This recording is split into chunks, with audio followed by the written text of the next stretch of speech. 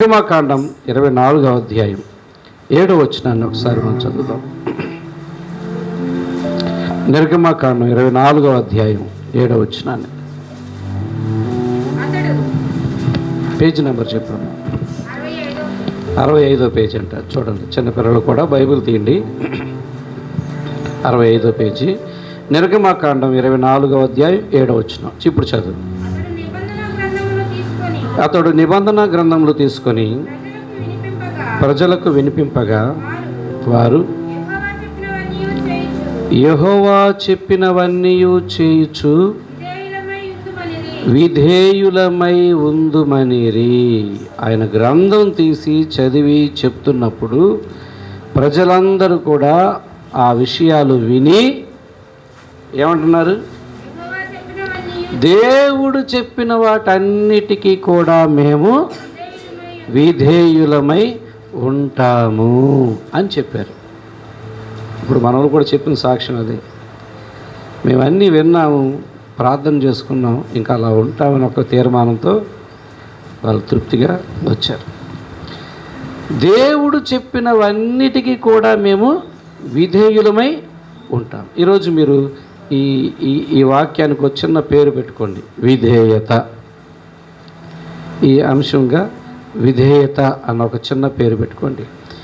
ఎవరికి విధేయత? ఎవరు చెప్పిన మాటలకు విధేయత? ఎవరికి మనం విధేయులుగా ఉండాలి? తల్లిదండ్రులకు విధేయులు ఉండకూడదా? అది కూడా చెప్పింది దేవుడే. తల్లిదండ్రులకు విధేయులుగా ఉండమని చెప్పింది కూడా ఆయనే. కాబట్టి మొదట మనం దేవునికి విధేయులుగా ఉంటే అన్ని విషయాల్లో మనకి విధేయత వచ్చేస్తుంది. దేవునికి విధేయులుగా లేని వారు ఇంకెవరికి విధేయులుగా ఉండలేరు. ఒకవేళ ఉంటున్నా అది నిజంగా విధేయత కాకపోవచ్చు, లేకపోతే అది సంపూర్ణ విధేయత కాకపోవచ్చు. ఒకళ్ళు దేవునికి భయపడి దేవుని మాటకు లోబడి ఆయన మాటకు విధేయత చూపించగలిగితే ఆ మనిషి ఎక్కడున్నా, ఏ స్థితిలో ఉన్నా, ఎవరి మధ్య ఉన్నా ఆ యొక్క గొప్పతనం పోనే పోదు. మీకు ఒక ఉదాహరణ మీకు చెప్తాను, నాకు ఇప్పుడే గుర్తొస్తుంది. అది తప్పిపోయిన కుమారుడి యొక్క ఉపమానంలో మనం చూస్తూ ఉన్నాం. చిన్నోడు తప్పిపోయి తిరిగి వచ్చినప్పుడు ఒక మాట అంటాడు, తండ్రి నేను తిరిగి వచ్చినప్పుడు క్షమాపణ అడుగుతూ ఒక మాట చెప్తాడు. మీకు ఏమైనా గుర్తుందా? అమ్మా తండ్రి క్షమాపణ అడుగుతాడు, తండ్రి నేను నీకు సరే నీకు కాదు, మొదట దేవునికి చెప్తాడు. తండ్రి నేను దేవునికి, తర్వాత నీకును పాపం చేశాను విరోధంగా. దేవునికి నీకు విరోధంగా పాపం చేశాను అంటే ఆ వ్యక్తి ఏం గుర్తించాడో తెలుసా? దేవుని మాట నేను వినలేదు, దేవుని దృష్టిలో మొదటగా నేను తప్పు చేశాను అని చెప్పి తర్వాత తండ్రి నీకు విరోధంగా నేను తప్పు చేశాను. ఎప్పుడైతే మనం దేవుని మాటకు విధేయత చూపిస్తామో అది విధేయత అన్ని విషయాల్లో వస్తుంది. దేవుడి మాట మనం ఎప్పుడు వినమో, లెక్క చేయమో, ఇక అదే అన్ని విషయాల్లో తల్లిదండ్రులు కూడా లెక్క చేయరు. ఏదో లెక్క చేసినట్టుగా ఉంటారు, కానీ వాళ్ళకి తిక్కరేగితే మళ్ళీ వాళ్ళు కూడా లెక్క చేయరు. చూడండి, ఇక్కడ మోషే గ్రంథాన్ని చదివి వినిపించినప్పుడు ప్రజలందరూ తీసుకున్న నిర్ణయం ఏంటంటే మేము దేవుని మాటకి లోబడి విధేయతగా ఉంటాము అని చెప్పారు. ఎందుకు మనం దేవుని మాటకి విధేయత చూపించాలి? దేవుని మాట మనం అన్నీ వినొచ్చా? దేవుని మాటలు అన్నీ మనం నమ్మొచ్చా? ఏమో దేవుడు కొన్నిసార్లు పొరపాటుగా చెప్తాడేమో, అందుకే కొన్నిసార్లు మనం కూడా సొంతగా ఆలోచించాలా? కాదు. దేవుడు ఎప్పుడు కూడా ఏది కూడా పొరపాటు అనేది చేయడు. దేవుడు ఎప్పుడూ కూడా అనాలోచితంగా ఏది కూడా చేయడు. ఆయన మాట్లాడిన ఏ మాట అయినా అది సత్యం, అది నిజం. ఆ పూట మనకు అర్థం కాకపోవచ్చేమో, కానీ అది వాస్తవం. దేవుడి మాటలో ఏమాత్రం తప్పు లేదు. కాబట్టి ఆయన మాట మనం గుడ్డిగా నమ్మొచ్చా, నమ్మకూడదా? అది ఆయన మాటను మనం గుడ్డిగా నమ్మొచ్చు. దేవుని మాటను మనం సంకోచం లేకుండా నమ్మొచ్చు, అనుమానమే లేకుండా నమ్మొచ్చు. ఎందుకంటే ఆయన మాట కరెక్టే. ఆయన ఏదన్నా చెప్తే దాన్ని అది నిజం. ఆయన మాటలో తేడా ఉండదు. ఆయన ఎప్పుడు కూడా కాని మాట చెప్పడు.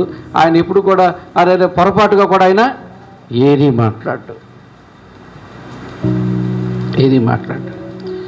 సో కొన్నిసార్లు మనం ఏం చేస్తామంటే ఆయన మాట నమ్మం. ఆయన మాట మనం నమ్మట్లేదంటే మనం ఏం అంగీకరిస్తున్నాం?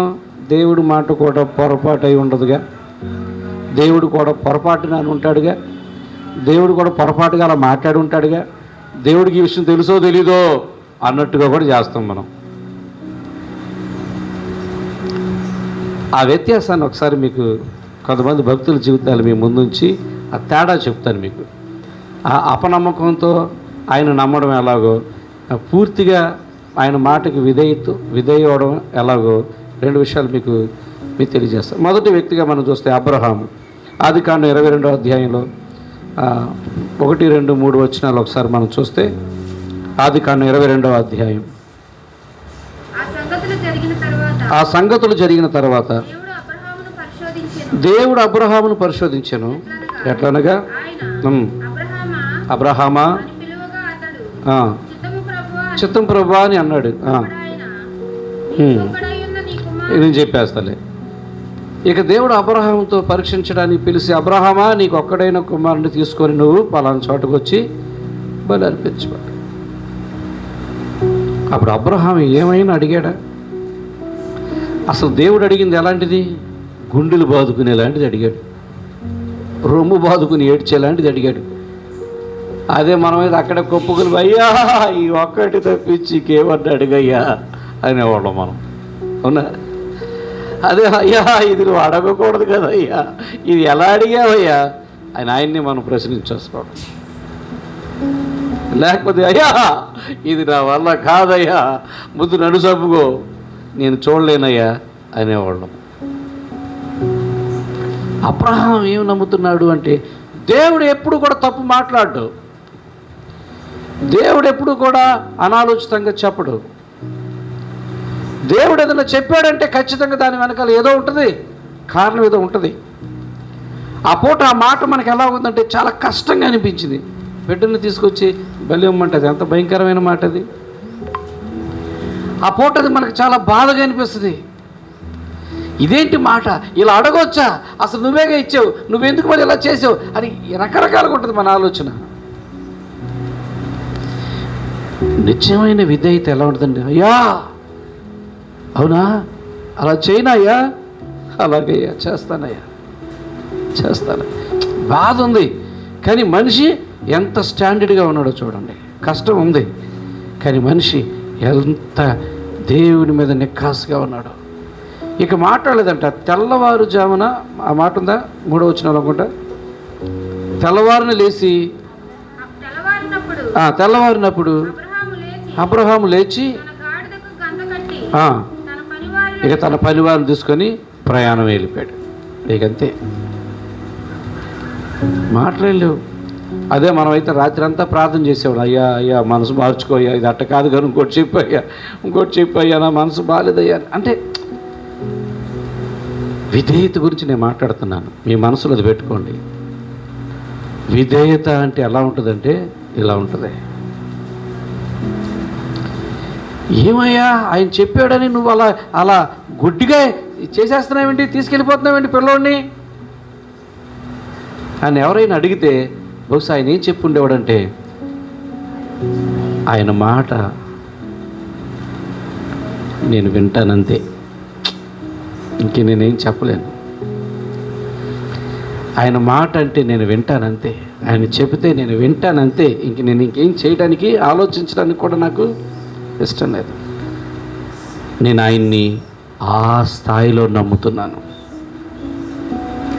దేవుని నమ్ముకోవడం మేము దేవుని నమ్ముకున్నామండి ఏ నమ్ముకున్నావో, నువ్వు ఏ స్థాయిలో ఉన్నావో తెలియదు, కానీ దేవుని నమ్ముకోవడం అంటే ఆ స్థాయిలో, అది విధేయత. ఎందుకంటే మనం చదువుకున్నాం, ఇజ్రాయేల్ ప్రజలకు ముందే చెప్పాడు మోషే, అవన్నీ చదవంగాని వాళ్ళు ఏమన్నారు? మేము ఇక నుంచి దేవుని మాటకి విధేయులుగా ఉంటాము. ఉన్నారో లేదో తెలియదు, కానీ తర్వాత మనకు తెలుసు ఆ విషయాలు. ఇక్కడ విధేయత అంటే ఏంటంటే మాట్లాడకుండా చెప్పినది చేయడమే. అప్పుడే మొరియా పర్వతం మీద ఒక అద్భుతాన్ని అబ్రహాం చూశాడు.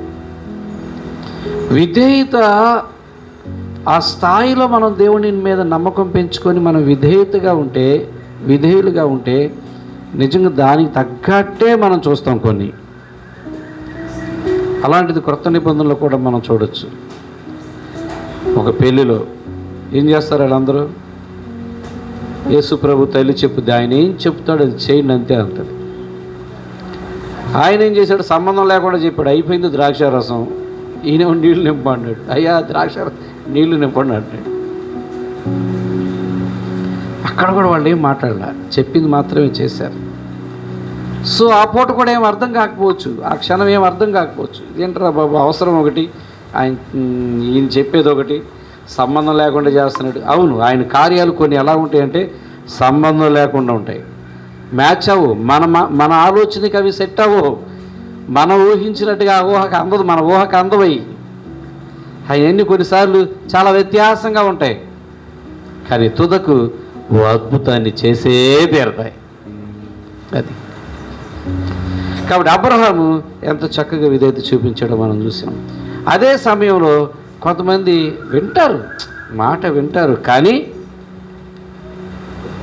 ఎలాగ నమ్మకంలో కింద స్థాయిలో ఉన్నారో మనం చూస్తే అపోస్తలుల కార్యం 10వ అధ్యాయంలో 9 నుంచి 16 వచనాలు చూస్తే అక్కడ పేతురు గారి యొక్క సన్నివేశం ఉంటుంది. నేను చెప్పేస్తాను ఇంకా విషయాలు. ఒకసారి పేతురు ఆకలేసిన టైంలో ఇంకా భోజనం వండుతున్నారండి, టైం ఉంది అని చెప్తే మేడ మీదకి వెళ్ళి ప్రార్థన చేసుకుంటున్నాడు. ఒంటరిగా ప్రార్థన చేసుకుంటూ ఉంటే దేవుడు దర్శనంలో ఒక దుప్పట్లో అన్నీ కూడా మేకలు, గొర్రెలు, కోళ్ళు, ఇవన్నీ కొన్ని జంతువులను పంపిస్తాడు ఆయన.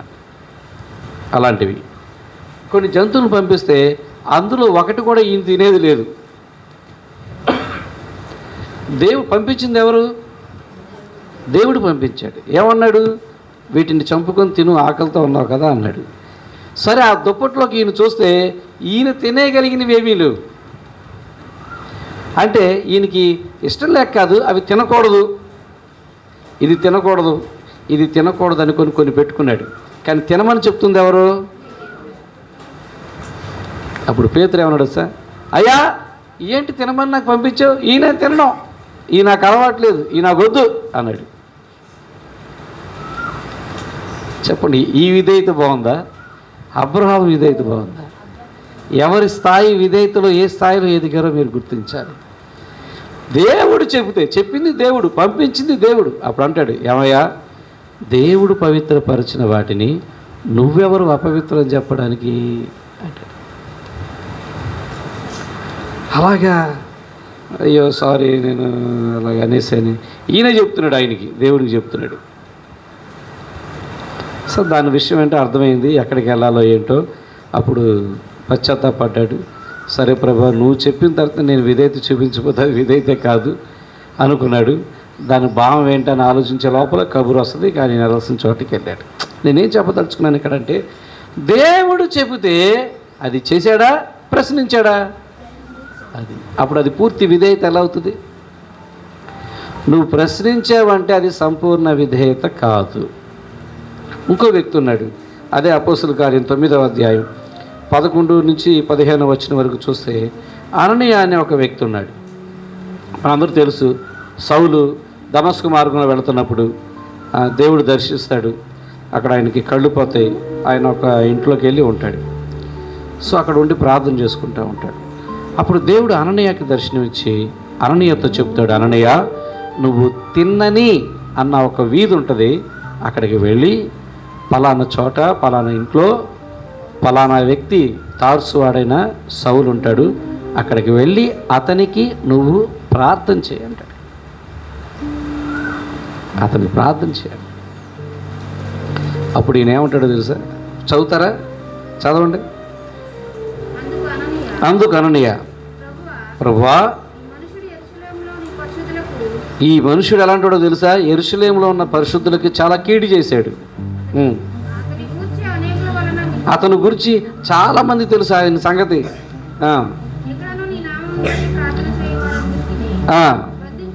ఇతడు చాలామంది ప్రార్థన వాళ్ళని హింసించినోడు, చాలామంది ప్రార్థన చేసుకున్న వాళ్ళు బాధ పెట్టినోడు, చాలామంది ప్రార్థనలు చేసుకుంటే వాళ్ళు చెడగొట్టినోడు. అసలు ఒక మాట చెప్పాలంటే ఇతను మన శత్రువు. నువ్వు ఈయన దగ్గరికి వెళ్ళమంటావేంటి? ఈయన దగ్గరికి వెళ్ళి ప్రార్థన చేయమంటావేంటి? అదైనా చెప్పింది ఆయన. దేవుడు ఏం చెప్పాడు? వెళ్ళి నువ్వు వెళ్ళు. ఆయన ప్లాన్ చెప్తున్నాడు. ఇక ముందు దేవుడు చెప్పాడు, నువ్వు వెళ్ళవయ్యా, పలానా చోట ఉన్నాడు, అక్కడికి వెళ్ళి అతని కోసం ప్రార్థన చెయ్యంటే అలాగే ప్రభువా అని వెళ్ళాడా? ఎలా? ప్రభువా, నీకు ఆడి గురించి తెలియదు, ఆడు ఇలాంటోడు అలాంటోడు, మామూలుడు కాదు, చాలామంది తెలుసు అతని గురించి, చాలా బాధ పెట్టినోడు. ఎవరు చెప్తున్నాడు ఇవన్నీ? అంటే దేవుడికి తెలియదనేగా. అది భక్తి. ఈ భక్తి అలాంటి ఏ స్థాయిలో ఉందంటే దేవుడిగా చెప్పే స్థాయిలో ఉంది. దేవుడు చెప్పింది చేసే భక్తి వేరు, దేవుడిగా చెప్పే భక్తి వేరు. ఏ భక్తిలో ఉన్నామో మనం కొలుసుకోవాలి. ప్రభువా ఆడు అలాంటాడు, ప్రభువా ఎలాంటాడు, ఆయన తెలియదా? మనం కూడా కొన్నిసార్లు ఎవరైనా మనకు కష్టం కలిగిస్తే వాళ్ళు చూసారు ఇలాంటి వాళ్ళు, వాళ్ళు అలాంటి అక్కడ ఆయన తెలుసు. ఆయన తెలుసు. నువ్వు ప్రభు దగ్గరికి వస్తే, ప్రభువా నాకు న్యాయం చేయని ఒక్క మాట తప్ప ఇంక నువ్వేమి అడగడానికి లేదు, నువ్వు సహాయం చేయి అని ఒక్క మాట తప్ప నువ్వేం కంప్లైంట్ ఇవ్వక్కర్లా, ఇక ఆ వ్యక్తి గురించి చెప్పక్కర్లా. ఆయన తెలుసు. ఆయన తెలుసు. అది ఏం చెప్తున్నాడు? అననీయ ఆయన అలాంటివాడు ఇలాంటివాడు. ఒరే బాబు, ఈడు వినట్లేదురా నాయనా అనుకున్నాడో ఏంటో. ఒరే నా ప్లాన్ అంతా చెప్తా నాకు, నువ్వు ఇలా వెళ్ళేదట్లేవు. నువ్వు అతను నేను వాడుకోబోతున్నాను, అన్య జనులకి అపోస్తులుగా వాడుకోబోతున్నాను. నా నామములు చాలా మీకంటే ఎక్కువ శ్రమలు అనుభవిస్తాడు, ఎక్కువ బాధపడతాడు, నా కోసం ప్రాణాలైనా తగ్గిస్తాడు. నువ్వు నా మాటని నేను చెప్పింది చెయ్యి, వెళ్ళు అంటే అలాగా సరే వెళ్తాలే అని అప్పుడు వెళ్ళాడు. చెప్పడం తేలికే, విధేయులుగా ఉంటామని ఉండడం అది. ఇక్కడ మేము ఫస్ట్ మీకు చదివించిన మాట అదే. నిర్గమకాండ 24వ అధ్యాయం 7వ వచనంలో యెహోషువ గ్రంథాన్ని, వాళ్ళ గ్రంథాలు విప్పి అన్నీ కూడా వాళ్ళు చదివి వినిపించినప్పుడు ప్రజలు ఏమన్నారంట? మేము యెహోవా చెప్పినవన్నీ చేయుచు విధేయులమై ఉందుము, ఉంటాము అన్నారు. ఉంటారో లేదో చూడాలి మరి. అవునా? మనం కూడా దేవుళ్ళలోకి వచ్చినప్పుడు ఏమనుకున్నాం?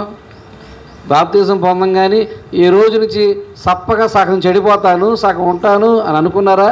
లేకపోతే ఈ రోజు నుంచి చక్కగా ఉండాలనుకున్నారా? అందరూ అదే అనుకుంటారు. ఈ రోజు నుంచి బుద్ధిగా ఉండాలని, ఈ రోజు నుంచి చక్కగా ఉండాలని, ఈ రోజు నుంచి మంచిగా ఉండాలని, ఈ రోజు నుంచి పవిత్రంగా ఉండాలని అనుకుంటారు. కానీ తర్వాత ఏమైంది? కొత్తగా ఎంత పాతగా రోత అయింది. ఏదో సామెత అది. రాను రాను మళ్ళీ ఏమైపోతుంది? దేవుడి మాట ఇలా నేను నుంచుని ప్రసంగం చెప్తే అది చెప్పి వెళ్ళిపోతాడు. ఆదివారం అయిందా? ఆదివారం అయింది. ఆదివారం అంటే కోడి మాంసం, ఆదివారం అంటే పొలం, ఆదివారం అంటే నీసుకోర, ఆదివారం కాసేపు వెళ్ళి కూర్చొని రావడం. దేవుడు మాట్లాడుతూ ఉన్నాడు. వారం వారం నీతో మాట్లాడుతున్నాడు, వారం వారం నీతో మాట్లాడుతున్నాడు. ఏ వారం విధేయత చూపించావు చెప్పండి? మళ్ళీ మనం ప్రశ్న వేసుకోవాలి. ఏ వారం అన్నా విధేయత చూపించామా? ఈ వారం విన్న వాక్యం, బాబోయ్ ఇంటికి వెళ్ళిన తర్వాత మీరు అయ్యో ఈరోజు వాక్యం విన్నాం, నేను ఈ వారం ఇలాగే జాగ్రత్తగా ఉంటాను అని ఎవరైనా అనుకున్నారా? ఇంటికి వెళ్ళి ఇక్కడ అనుకుంటాం కాదు, ఎక్కడైతే ప్రభువా ఒట్టు అని అనొచ్చు. బయట తీసుకెళ్తే గట్టు, బయట 2 గట్లు ఉన్నాయి మనకి అటు ఇటు, ఇక్కడ పెట్టి అక్కడ ఇక్కడ ఒట్టు, అక్కడ గట్టు మీద పెట్టేయచ్చు. ఇంటికి వెళ్ళి ఎప్పుడైనా అనుకున్నారా ఈరోజు దేవుడు నాతో మాట్లాడాడు, నేను అలాగా ఆ మాటకి నేను విధేయత చూపించారని. నీకు విధేయత చూపాలన్న మనసు లేకపోతే అలా విని వెళ్ళిపోవడమే. ఏదో ఒక ఆచారంగా వచ్చి మందిరంలో కూర్చొని ప్రార్థన చేసుకుని వెళ్ళటమే, దానివల్ల పెద్ద ప్రయోజనం ఏమి ఉండదు.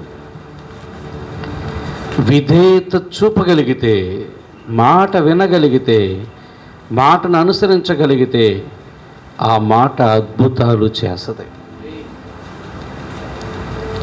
ఆ పూట మనకు కనబడకపోవచ్చు, ఆ సమయం మనకు కనబడకపోవచ్చు, కానీ తప్పక అది ఒక అద్భుతంగా మరలా మన ముందుకే వస్తుంది. అందుకే అన్నాడు, యేసు క్రీస్తునందు పడ్డ ప్రయాసము వ్యర్థం కానే కాదు. దేవుడి మాటకు విధేయత చూపించాలి. మీకు చెప్పా సింపుల్గా చాలు. ఒక అబ్రహాం తీసుకున్న, అతడు విధేయత ఎలా చూపించాడో మీకు తెలుసుకున్నారు. ఇక్కడ చూస్తే అననీయాను చూసాం ఎలా విధేయత చూపించాడో, పేతురుని చూసాం ఎలా విధేయత చూపించాడు. కొద్దిగా డౌట్ ఏంటంటే కొన్నిసార్లు మనకి దేవుడు కూడా పొరపాటు చేస్తాడు అన్న ఒక అపోహలో మనం ఉండడానికి కారణం ఏంటంటే, కొంతమంది కొన్నిసార్లు దర్శనాలు వస్తూ ఉంటాయి. ఈ దర్శనంలో ఏమో నీకు ఒకలాగా వస్తుంది, కానీ అది తర్వాత బయటకు ఒకలాగా కనబడుతుంది. అందుకేమైపోతాం మనం, దేవుడు చెప్పాడండి కానీ, దేవుడు చూపించాడండి అలాగా కానీ బయట అలా జరగదు. అప్పుడు మనకేమనిపిస్తుంటే దేవుడు కూడా కొన్నిసార్లు అటు ఇటుగా చెప్తాడు, దేవుడు కూడా కొన్నిసార్లు పొరపాటు చేస్తాడు అన్న ధోరణిలోకి మనం వెళ్ళిపోతాం. పాపం చదువు లేని వాళ్ళైతే మరి పూర్తిగా ఇక దాని మీద ఆధారపడతాం తప్ప వాళ్ళకి వాక్య జ్ఞానం లేకపోతే కష్టం. వాక్య జ్ఞానం ఉన్నవాళ్ళైతే దేవుడు ఇలాగ చూపించాడు, ఇది వాక్యానికి వ్యతిరేకమైందా, వాక్యానికి అనుకూలమైందా, ఇలాంటి ఒక పరిస్థితిని గ్రంథంలో ఎవరైనా అనుభవించారా, అలా చూసుకుంటాం. అలా చూసుకున్నప్పుడు ఎలా ఉంటుందంటే మనకి స్పష్టంగా ఉంటుంది. మీకు అర్థం అవడం కోసం చెప్తాను. ఒక చోట పేర్లు ఊర్లో చెప్పను కానీ మళ్ళీ ఇబ్బంది. ఒక చోట ఒక విశ్వాసి అందంట, అయ్యా రాత్రి దేవుడు నాకు దర్శనం ఇచ్చాడు, నిన్ను పెళ్లి చేసుకోమన్నాడు అందంట పాస్టర్ గారిని. ఇప్పుడు ఈయనేమనాలి? కూర్చోబెట్టి చెప్పుతో కొట్టినట్టుగా కొట్టకుండా చెప్పాలి, చక్కగా చెప్పాలి. అది సైతాన్ ఆలోచన, పిచ్చి ఆలోచన, మంచి ఆలోచన చెప్పాలి. అంటే పాస్టర్ గారి పెళ్ళి అవ్వాలి, యవనస్తుడు అతను, యవనస్తుడు కాబట్టి ఆవిడేమందంటే దేవుడు నాకు నిన్ను చూపించాడు, చేసుకోమన్నాడు.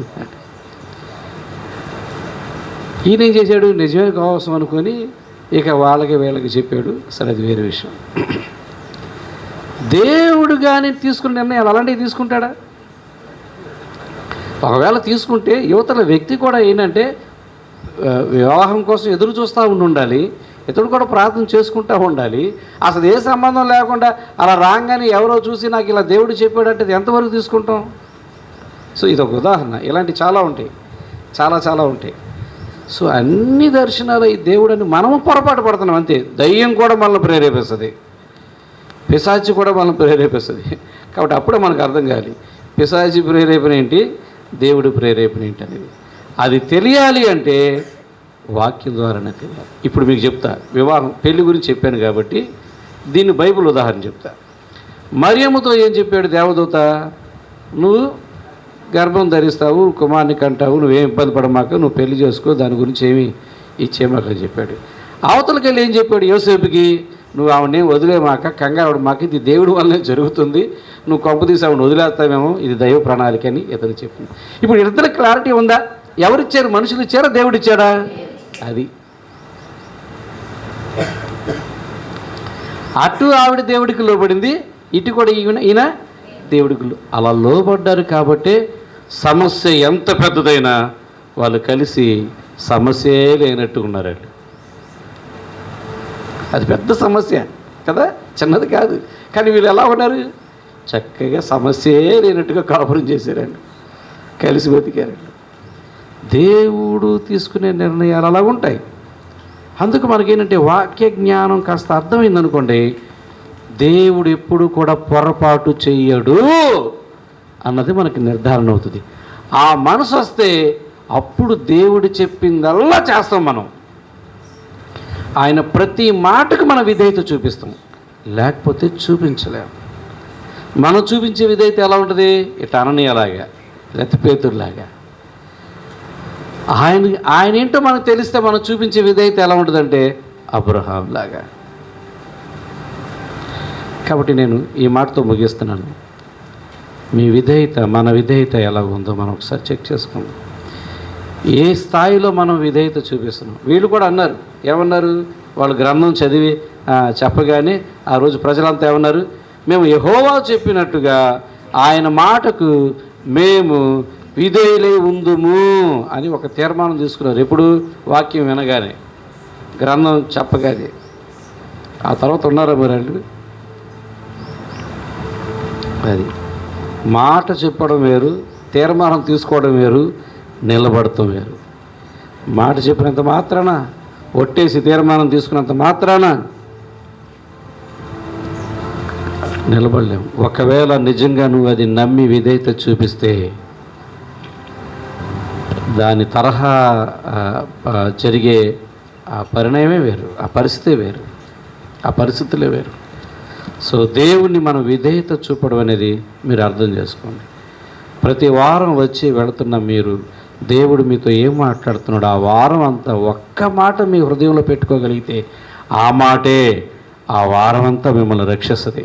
ఆ మాటే ఆ వారం అంతా మిమ్మల్ని నడిపిస్తుంది.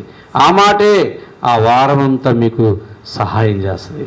ఆ మాటే ఒకరోజు మీ జీవితంలో అద్భుతాన్ని చేస్తుంది. నమ్మిన వాళ్ళు చప్పట్లు కొట్టారు. కాబట్టి విధేయత అన్నమాట చిన్నదే, చిన్న మాటే విధేయత. కానీ ఏ స్థాయిలో అది అన్నది మనం ఆలోచించాలి. విశ్వాసం కూడా అలాంటిదే. విశ్వాసంలో గొప్ప విశ్వాసం ఉంది, విశ్వాసం ఉంది, అల్ప విశ్వాసం ఉంది, అవిశ్వాసం కూడా ఉంది. చూసారా? దాంట్లో ఆ స్థాయిలో ఉన్నట్టుగా విధేయతలు కూడా ఉన్నాయి. అబ్రహాము చూపిన విధేయత ఉంది, పేతురు చూపిన విధేయత ఉంది, అననీయ చూపిన విధేయత ఉంది, ఇంకా కొంతమంది చూపిన విధేయత ఉంది. అలాగే కానా పెళ్లిలో పనివారు చూపిన విధేయత కూడా ఉంది. ఎక్కడ చూపిస్తే అక్కడ ఆయన సంతోషపడతారు. ఆయన మనకు తిరిగి చెప్పుకునే అంత పరిస్థితి వచ్చిందంటే మనం ఆయన సరిగ్గా నమ్మలేదని.